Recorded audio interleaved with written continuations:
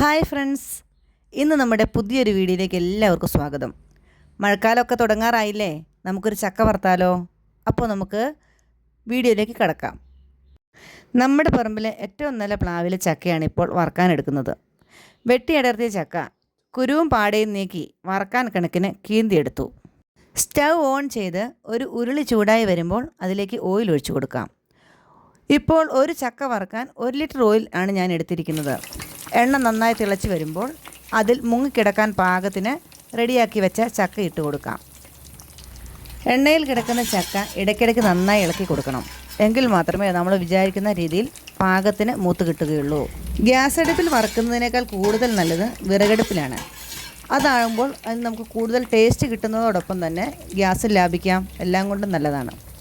വറുക്കാനെടുക്കുന്ന ചക്ക എപ്പോഴും കനം കുറവും അധികം മൂത്തു പോകാത്തതുമായ ചക്ക വേണം സെലക്ട് ചെയ്യാൻ. അല്ലെങ്കിൽ നമ്മളത് വറുത്ത് കഴിയുമ്പോൾ നല്ല ക്രിസ്പിയായി കിട്ടുകയില്ല. എണ്ണയിൽ കിടന്ന് പാകമായ ചക്ക ഒരു അരിപ്പത്തവി ഉപയോഗിച്ച് മറ്റൊരു പാത്രത്തിലേക്ക് കോരി മാറ്റാം. കോരി മാറ്റിയ ചക്ക പാകത്തിന് ഉപ്പുനീര് തളിച്ച് ചൂടാറി കഴിയുമ്പോൾ ടിന്നുകളിൽ അടച്ച് സൂക്ഷിക്കാം. അപ്പോൾ നമ്മുടെ ചക്ക വറുത്തത് റെഡിയായിരിക്കുന്നു. വീഡിയോ ഇഷ്ടമായാൽ ലൈക്കും സബ്സ്ക്രൈബും ചെയ്യാൻ മറക്കല്ലേ. താങ്ക്